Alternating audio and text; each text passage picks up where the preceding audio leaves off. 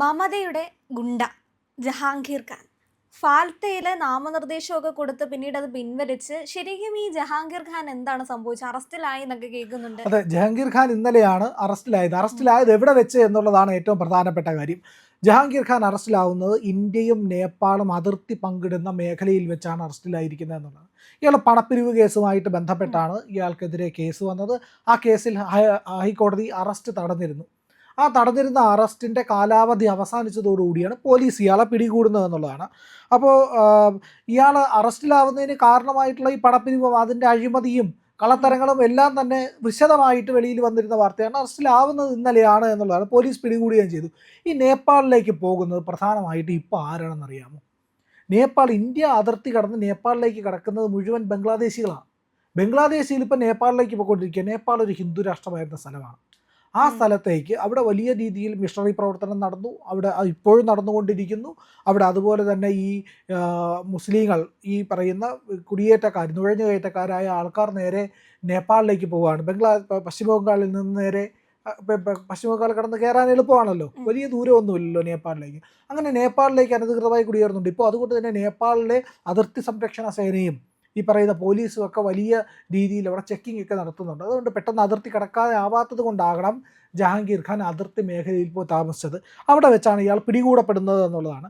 ഇയാൾ പിടികൂടിയതിലല്ല, ഇയാളെ police arrest ചെയ്തതിലുമല്ല കാര്യം. അറസ്റ്റ് ചെയ്യുന്നു, ഇനി ചോദ്യം ചെയ്യും, അതിന് നിയമത്തിൻ്റെ വഴിക്ക് പോകും, കോടതിയിൽ ഹാജരാക്കും. ഇയാൾ ശിക്ഷിക്കപ്പെടാനുള്ള കുറ്റം ചെയ്തിട്ടുണ്ടെങ്കിൽ ശിക്ഷിക്കപ്പെടുകയും ചെയ്യും. പക്ഷേ ഇവിടുത്തെ പ്രധാനപ്പെട്ട ഒരു കാര്യം എന്ന് പറയുന്നത്, ഇയാളുടെ ഈ പറയുന്ന ഓഫീസ് ഇയാളുടെ അറസ്റ്റിലായി എന്നറിഞ്ഞതോടുകൂടി തന്നെ 24 സൗത്ത് പർഗാനാസിലുള്ള ഫാൽത്തയിലെ ഇയാളുടെ ഓഫീസ് നാട്ടുകാർ കയറി അടിച്ച് തകർക്കുകയാണ്. നാട്ടുകാർ തന്നെയാണോ അടിച്ചു തകർത്തത്? BJP അനുഭാവികളാണ്, BJP അംഗങ്ങളൊക്കെയാണ് അടിച്ചു തകർത്തതെന്നൊരു ധ്വനി കൂടെ ഉണ്ടല്ലോ. അതെങ്ങനെ നമുക്ക് പറയാൻ കഴിയും? ഒരു കാര്യമുണ്ട്, ഇയാളുടെ ഓഫീസിൽ നിന്ന് എന്താണ് കണ്ടെത്തുന്നതെന്ന് അറിയാമോ? അതായത് ദുരിതാശ്വാസ സാമഗ്രികൾ, ദുരിതാശ്വാസത്തിന് ആൾക്കാരുടെ ആവശ്യത്തിനായിട്ട് വിതരണം ചെയ്യേണ്ട ഭക്ഷ്യധാന്യങ്ങൾ മുതൽ അവശ്യ സാധനങ്ങൾ മുതൽ ഈ പറയുന്ന മെഡിസിൻ അടക്കമുള്ള സാധനങ്ങൾ ഇയാളുടെ ഓഫീസിൽ പൂഴ്ത്തി വെച്ചിരിക്കുകയായിരുന്നു. അതായത് ആൾക്കാർക്ക് വിതരണം ചെയ്യാനുള്ളതാണ്. അതൊന്നും വിതരണം ചെയ്യുന്നില്ല. കാരണം വിതരണം ചെയ്തു കഴിഞ്ഞാൽ സാധാരണ ആൾക്കാരായിട്ടുള്ള എല്ലാവർക്കും കൊടുക്കേണ്ടി വരും. തനിക്കിഷ്ടപ്പെട്ട ആൾക്കാർക്ക് മാത്രം, ഇല്ലെങ്കിൽ തനിക്ക് വേണ്ടപ്പെട്ട ഈ നുഴഞ്ഞുകയറ്റക്കാരടക്കമുള്ളവർക്ക് വേണ്ടി മാത്രമായിട്ട് ഇത് വിതരണം ചെയ്യാൻ വേണ്ടി മാറ്റിവെച്ചിരിക്കുകയായിരുന്നു.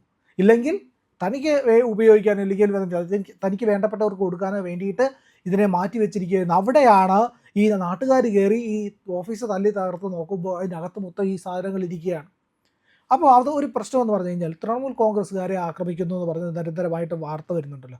അതിൽ ശരിയായിട്ട് ഈ പറയുന്ന മലയാളത്തിലടക്കം മുഖ്യധാരാ മാധ്യമങ്ങൾക്ക് പറയേണ്ടി വരുന്നുണ്ട് അത് നാട്ടുകാരാണ് ചെയ്യുന്നതെന്ന്. എന്തുകൊണ്ടാണ് അത് BJP-ക്കാരെന്ന് ആരോപണം വരുന്നുണ്ട്, മീഡിയ വണ്ണിൽ വരുന്നുണ്ട്. മീഡിയ മുക്കാൽ കൃത്യമായിട്ട് പറയുന്നുണ്ട് ഇത് BJP-ക്കാരാണ് അവിടെ ആക്രമിക്കുന്നത്. BJP-ക്കാരല്ല. കാരണം എന്ന് പറഞ്ഞു കഴിഞ്ഞാൽ അവിടുത്തെ TMC-ക്കാരാണ് ഈ പറയുന്ന അടിക്കുന്ന ഇയാളുടെ ഓഫീസ് തല്ലി തകർക്കുന്ന കേസിലെ പ്രധാന പ്രതികളാകുന്നത്. ഇയാളെ അടിച്ചതിനോ ആക്രമിച്ചതിനോ, ഇല്ലെങ്കിൽ ഈ ജനപ്രതിനിധികളായിട്ടുള്ള ഒരു കൗൺസിലറെ ഇടയ്ക്ക് ഓടിച്ചു എന്ന് പറഞ്ഞു കഴിഞ്ഞാൽ അയാൾ അവിടെ ചെന്ന ആൾക്കാരുടെ അടുത്തത് ഈ അവർക്കുള്ള ഓരോരോ പദ്ധതികളിൽ നിന്നും കൈയിട്ട് വരുന്നുണ്ടായിരുന്നു.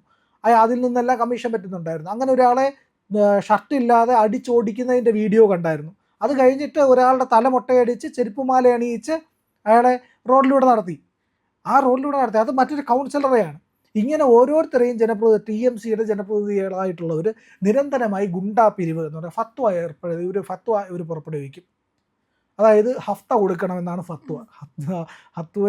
ഫത്വയും ഹഫ്തയും തമ്മിൽ ചെറിയ വ്യത്യാസങ്ങൾ പറയുമ്പോൾ അപ്പോൾ ഇവർ ഫത്വ പുറപ്പെടുവിക്കുകയാണ് ചെയ്യുന്നത്. അത് അവിടുത്തെ എല്ലാവർക്കും ബാധകമാണ്.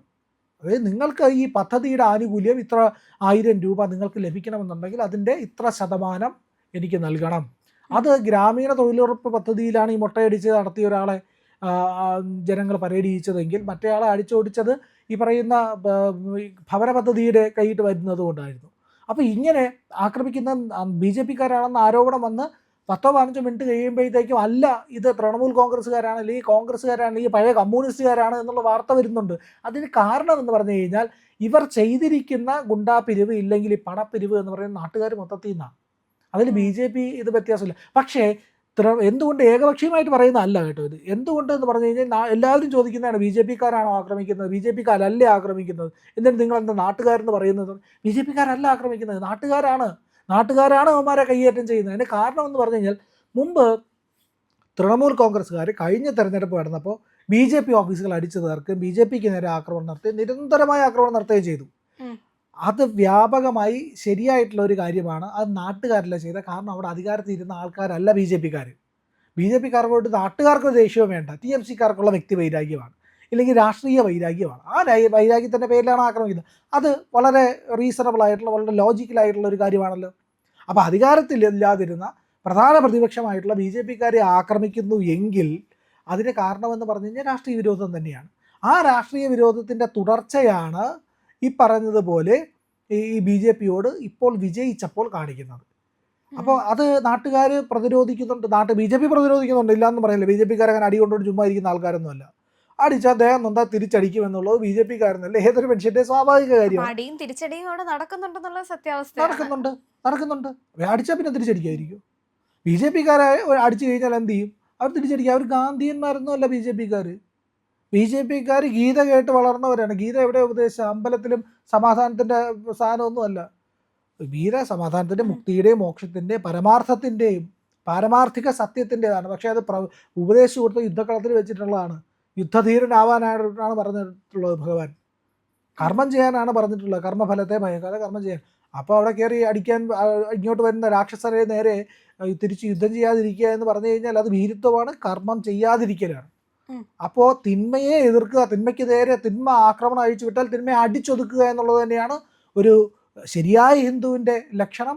അത് തന്നെയാണ് BJPക്കാർ ചെയ്യുന്നത്, യാതൊരു സംശയവും ഇല്ല എന്നുള്ളത്. തീർച്ചയായും സുവേന്ദു അധികാരത്തിൽ കയറിയതിനു ശേഷം ഇങ്ങനെ തുടർച്ചയായി കൗൺസിലർക്കാണെങ്കിലും TMCയുടെ ഓരോ അംഗങ്ങൾക്ക് നേരെയും ചീമുട്ടയേറുണ്ടാവുക, അല്ലെങ്കിൽ ഇത്ര ആക്രമണങ്ങൾ ഉണ്ടാവുക. ഇപ്പൊ ഈ ജഹാംഗീർ ഖാന്റെ ആണെങ്കിൽ അറസ്റ്റ് എന്ന് പറയുന്ന ഒരു ജഹാംഗീർ ഖാൻ എങ്ങനെയായിരുന്നു അവിടെ ജയിച്ചുകൊണ്ടിരുന്നതെന്ന് അറിയാമോ? അവിടെ ഉണ്ടായിരുന്ന 81 ഈ പറയുന്ന വോട്ടിംഗ് കേന്ദ്രങ്ങളിലെയും 80 ബൂത്ത് പിടുത്തം നടത്തിയാണ് ഇയാൾ ജയിച്ചുകൊണ്ടിരുന്നത്. അപ്പോഴാണ് UP നിന്നുള്ള നമ്മുടെ സിംഗം അവിടേക്ക് വരുന്നത്. അയാൾ വന്നിറങ്ങുന്നു, കൃത്യമായിട്ട് അനൗൺസ് ചെയ്യുന്നു, ഏതെങ്കിലും തരത്തിലുള്ള അക്രമ പ്രവർത്തനം എവിടെയെങ്കിലും നടത്തിയാൽ കയറും മര്യാദയ്ക്ക്. എന്നിട്ട് എന്താ ഇവിടുത്തെ മാധ്യമങ്ങളാരോട് BJP ബൂത്ത് പിടിച്ചിട്ടാണ് ജയിച്ചതെങ്കിൽ ഒരു വാർത്തയെങ്കിലും വരണ്ടേ? അങ്ങനെ ഇയാളുടെ ബൂത്ത് പിടുത്തം നിന്നു. അയാളുടെ ബൂത്ത് പിടുത്തം നടത്തിക്കൊണ്ടിരുന്ന വാർത്തകൾ പലരും കൊടുത്തിട്ടില്ല എന്നുള്ള വാസ്തവം. ഇയാളുടെ ബൂത്ത് പിടുത്തം നിന്നതോടുകൂടി ജനങ്ങൾക്ക് സ്വതന്ത്രമായി വോട്ട് ചെയ്യാൻ പറ്റി. അവിടെ ഭീഷണികൾ നടക്കാതായി. ജനങ്ങൾ കൃത്യമായി വോട്ട് ചെയ്ത് ജയിച്ചു.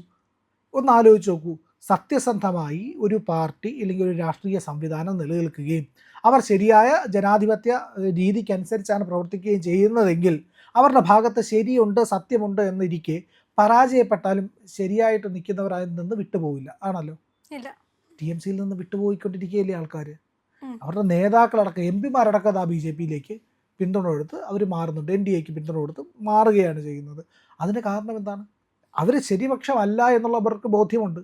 ഇനി BJP പരാജയപ്പെട്ട എത്രയോ സ്ഥലങ്ങളുണ്ട്, എത്രയോ തെരഞ്ഞെടുപ്പുകൾ BJP പരാജയപ്പെട്ടിരിക്കുന്നു. കർണാടകയിലടക്കം പരാജയപ്പെട്ടില്ലേ? എന്നിട്ട് BJPയിൽ അങ്ങനത്തെ പ്രശ്നങ്ങളെല്ലാം ഉണ്ടായോ? അതെന്തുകൊണ്ടാണെന്ന് പറഞ്ഞാൽ നമ്മൾ നിൽക്കുന്നതും ചെയ്യുന്നതും ശരിയാണെന്നുള്ളൊരു ബോധ്യം വേണമെന്നുള്ളതാണ്. ആ ബോധ്യത്തിൻ്റെ അടിസ്ഥാനത്തിലാണ് പശ്ചിമ ബംഗാളിലെ BJPക്കാർ ഇപ്പോഴും നിലനിൽക്കുന്ന ആ ബോധ്യമില്ല. നുഴഞ്ഞുകയറ്റക്കാരെ പിന്തുണയ്ക്കുന്നു, ഗുണ്ടകളെ പിന്തുണയ്ക്കുന്നു, ഇതുപോലുള്ള എല്ലാ പണപ്പിരിവുകൾക്കും ഇട കൊടുക്കുന്നു, ഈ പറയുന്ന ഗുണ്ടായിസം കാണിക്കാൻ അനുവദിക്കുന്നു, മതത്തിൻ്റെ പേരിൽ ആൾക്കാരെ ഭീഷണിപ്പെടുത്തുന്നു, നിങ്ങൾ വോട്ട് ചെയ്യാൻ വന്നാൽ മുസ്ലിങ്ങൾ നിങ്ങളെ കൊല്ലുമെന്ന് മമതയെ പോലുള്ളവർ പറയുന്നു. അതാണ് TMCയുടെ പാരമ്പര്യം. അല്ല, അങ്ങനെ ഇരിക്കുമ്പോൾ ഇപ്പോൾ ഇയാളുടെ ഓഫീസിൽ നിന്നും കണ്ടെത്തിയിട്ടുള്ള ദുരിതാശ്വാസ മെഡിസിനുകളാണെങ്കിലും അത്തരം കാര്യങ്ങളൊക്കെ ഉണ്ടല്ലോ. അപ്പോൾ ഇത് ഈ മമത ഭരണത്തിലിരുന്ന സമയത്ത് കൊടുക്കാതെ ഇതെല്ലാം പൂഴ്ത്തി വെച്ചിരിക്കുന്ന കാര്യങ്ങളായിരിക്കുമല്ലോ. അപ്പോൾ ഈ മമത സർക്കാരിൻ്റെ ഏറ്റവും വലിയൊരു അഴിമതി എന്ന രീതിയിൽ ഇത് പോവില്ലേ? പിന്നെ ഉറപ്പായിട്ടും അവരുടെ അഴിമതിയാണല്ലോ. മമത അഴിമതിയാണല്ലോ. എത്ര അഴിമതി കേസുകളാണ്, കോടിക്കണക്കിന് രൂപയുടെ ശാരദാ ചിറ്റ് ഫണ്ട് മുതൽ എത്ര കേസുകളാണ് മമതയ്ക്കെതിരായിട്ടുള്ളത്. ആ കേസുകളിൽ അവിടെ നിലനിൽക്കുകയല്ലേ. മമത എന്ന് പറയുന്നത് അഴിമതിയുടെയും ഈ പറയുന്ന സ്വജനപക്ഷപാതത്തിൻ്റെയും നിയമവിരുദ്ധതയുടെയും ക്രമസമാധാനമില്ലായ്മയുടെയും ജനാധിപത്യ വിരുദ്ധതയുടെയൊക്കെ ആൾ രൂപമാണ് എന്നുള്ളത് തെളിഞ്ഞിരിക്കുകയാണ്. അത് തെളിയുകയാണ്, ഓരോ നിമിഷവും തെളിഞ്ഞുകൊണ്ടിരിക്കുകയാണ്. അതാണ് ഈ വാർത്തകൾ പുറത്തു വരുന്നതിൻ്റെ സത്യാവസ്ഥ. ജഹാംഗീർ ഖാൻ ഈ പറയുന്ന തൊട്ട് ഈ കൗൺസിലർമാർ, ബ്ലോക്ക് നേതാക്കൾ, ഈ പറയുന്ന അതുപോലെ തന്നെ TMCയുടെ വിവിധ നേതാക്കൾ ഇവരെല്ലാം അറസ്റ്റിലാവുന്നതിന് കാരണം എന്ന് പറഞ്ഞു കഴിഞ്ഞാൽ ഇത്തരം കാര്യങ്ങളാണ്. CBIക്ക് ഇപ്പോഴത്തെ അസൂയ എന്ന് പറഞ്ഞിരിക്കുന്നത് നിങ്ങൾക്ക് സ്വതന്ത്രമായി ഇവിടെ പ്രവർത്തിക്കാം. CBI ഇവിടെ വരരുതെന്ന് പറഞ്ഞ ആളാണ് മമത. ഇത് തന്നെയാണ് TMCയുടെ ഭാഗത്തു നിന്നുള്ള ഏറ്റവും വലിയ ആരോപണം. സുവേന്ദു അധികാരി കയറിയതിന് ശേഷം പോലീസിനാണെങ്കിലും CBIക്കാണെങ്കിലും ഇപ്പോൾ നിരന്തരമായി ഇങ്ങനെ ആക്രമണങ്ങൾ നടത്തുന്നു. എന്തുകൊണ്ട് സുവേന്ദു അധികാരി ഒന്നും തടയുന്നില്ല? അല്ല, തടയുന്നുണ്ട്. അതാണ് ഞാൻ പറഞ്ഞത്. ആദ്യം പറഞ്ഞത് ജഹാംഗീർ ഖാനെ ആക്രമിച്ച, ജഹാംഗീർ ഖാൻ്റെ ഓഫീസ് കയ്യേറിയ ആക്രമിച്ച നാട്ടുകാർക്കെതിരെ കേസെടുക്കുക അവർ അറസ്റ്റ് ചെയ്തിട്ടുമുണ്ട്. അപ്പോൾ അറസ്റ്റ് ചെയ്യുമ്പോഴാണ് അവരുടെ മൊഴി വരുന്നത്, ഞങ്ങൾ TMC പ്രവർത്തകരാണ്, ഞങ്ങൾ ഇവിടുത്തെ നാട്ടുകാരാണ്, ഞങ്ങളെ ആക്രമിച്ച അല്ലെങ്കിൽ ഞങ്ങൾക്ക് അർഹതപ്പെട്ടത് നൽകാതിരുന്നതിൻ്റെ പേരിലാണ് ഞങ്ങൾ ഇയാളെ ആക്രമിച്ചത്, ഇയാളുടെ ഓഫീസ് ആക്രമിച്ചത്. അവിടെ കണ്ട സാധനങ്ങൾ ഇതൊക്കെയാണ്. നമ്മളിപ്പോൾ ഒരു സ്ഥലത്ത് കയറി അനധികൃതമായിട്ട് കുറേ സാധനങ്ങൾ എടുത്താൽ നമ്മൾ കള്ളനാണ്, പോലീസ് പിടിക്കും. അപ്പോൾ നമ്മൾ ഒരിടത്ത് കയറി അടിച്ച് തകർത്തിട്ട് കാണിച്ചു കൊടുക്കുകയാണ്, ഇതാ ഇവിടെ നോക്കൂ പൂഴ്ത്തി വെച്ചിരിക്കുന്ന അനധികൃത വസ്തുക്കളാണ്. അത് നമ്മൾ സത്യത്തെ വെളിയിൽ കൊണ്ടുവന്നവരാണ്. നമ്മൾ പോലീസിൻ്റെ ജോലി ചെയ്യുകയാണ് ചെയ്തത് അവിടെ ശരിക്കും. അപ്പോൾ നമ്മൾ കള്ളന്മാരല്ല. അപ്പോൾ ഈ നാട്ടുകാർക്കെതിരെ കേസെടുക്കുന്നതിൽ പോലീസിന് പരിമിതി ഉണ്ടാവും. ഇവിടെ ആയിരുന്നെങ്കിൽ 5000 രൂപ കിട്ടുകയും ചെയ്തതിന്, അഴിമതി കാണിച്ചു കൊടുത്തതിന്. അതെ, അങ്ങനെയൊക്കെ ഒരുപാട് കാര്യങ്ങൾ, രസകരമായിട്ടുള്ള കാര്യങ്ങൾ ഇവിടെ ഉണ്ട് എന്നുള്ളത് വേറൊരു കാര്യം. പക്ഷേ ഇവിടെ വല്ല അവിടെ എന്നുള്ളത് വലിയ വ്യത്യാസമുണ്ട്. കാരണം ഈ പറയുന്ന സാക്ഷരതയുടെയും വിദ്യാഭ്യാസത്തിൻ്റെയും ജനാധിപത്യത്തിൻ്റെയും ഒക്കെ ബോധത്തിൻ്റെയൊക്കെ കാര്യത്തിനകത്ത് വളരെ വ്യത്യാസമുണ്ട്. നമ്മളെക്കാളും പല കാര്യങ്ങൾക്കകത്തും അവർക്ക് വ്യത്യാസമുണ്ട്. നമ്മളെക്കാൾ പല കാര്യങ്ങളിലും അവർ മുകളിലുമാണ്, ചില കാര്യങ്ങളിൽ അവർ താഴെയുമാണ് എന്നുള്ളതാണ്. നമ്മളെക്കാട്ടും ചില കാര്യങ്ങളിൽ വളരെ ബോധം കൂടിയ ആൾക്കാരാണ് അവർ. അത് സമ്മതിക്കാതെയും കൂടെ തരുന്നില്ല എന്നുള്ളതാണ് വാസ്തവം. ഏതായാലും മമതയുടെ അവസാനത്തെ ഗുണ്ടയും വീണിരിക്കുന്നു എന്നുള്ളതാണ്. ഭ്രാന്ത് പിടിച്ച് നടക്കുകയാണ് മമതാ ബാനർജി എന്നുള്ള കാര്യത്തിലും ഇപ്പോൾ സംശയമില്ല. പ്രിയമുള്ളവരെ, നമ്മുടെ ചാനൽ ഒരുപാട് പേർ കാണുന്നുണ്ട്. കാണുന്നവരോടെല്ലാം നമുക്ക് വലിയ സ്നേഹവുമുണ്ട്. അവരൊക്കെ നമ്മുടെ ചാനലിനെ കുറിച്ച് ഒരുപാട് പേരോട് പറയുന്നുമുണ്ട്. പക്ഷേ ഒരു കാര്യം, നമ്മൾ കാണുന്നവരുടെ എണ്ണം അനുസരിച്ച് ചാനലിൻ്റെ സബ്സ്ക്രിപ്ഷൻ കൂടുന്നില്ല. എന്താ കാര്യം എന്നറിയാമോ? നമ്മൾ കണ്ടിട്ട് അങ്ങ് പെട്ടെന്ന് തിരിച്ചു പോവുക. പക്ഷേ കണ്ടതിന് ശേഷം ഒരു നിമിഷം നിൽക്കുക. നമ്മുടെ ചാനലിൻ്റെ IND എന്ന് പറയുന്ന ലോഗോ ഇല്ലേ, അവിടെ ഒന്ന് വിരലമർത്തിയാൽ ചാനലിൻ്റെ ഫീഡ് തുറന്നു വരും. അവിടെ സബ്സ്ക്രൈബ് എന്നൊരു നീല നിറത്തിലുള്ള ബാറുണ്ട്, അവിടെ ജസ്റ്റ് ഒന്ന് തൊടുക. തൊട്ടടുത്തൊരു മണിയുടെ ചിത്രമുണ്ട്, ബെല്ലൈക്കൺ, അവിടെ ഒന്ന് തൊട്ടാൽ നിങ്ങൾക്ക് നമ്മുടെ എല്ലാ വീഡിയോകളും കാണാനുള്ള നോട്ടിഫിക്കേഷൻ കിട്ടും. മാത്രമല്ല ചാനലിൻ്റെ ഒരു സബ്സ്ക്രൈബറായി മാറുകയും ചെയ്യും. അത് ഞങ്ങൾക്ക് വലിയ സഹായമായിരിക്കും. ഉറപ്പായിട്ടും അത് ചെയ്തിട്ടില്ല എങ്കിൽ ഇപ്പോൾ തന്നെ ഒന്ന് ചെയ്യണേ.